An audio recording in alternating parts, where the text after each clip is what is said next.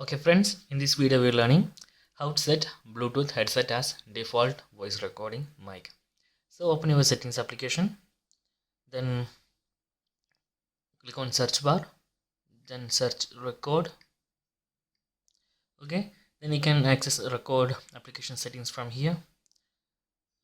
Go to recording mode and you can simply choose use Bluetooth mic when available. So turn on this one.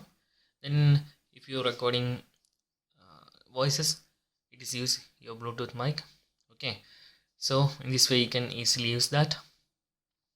Most of the phones does not provide these options, but Galaxy S series allowing this. I'm using Galaxy S25 Ultra, so S25 Ultra supports this feature.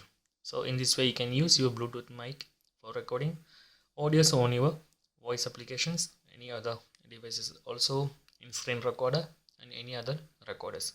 So that's guys, it's a very simple tutorial.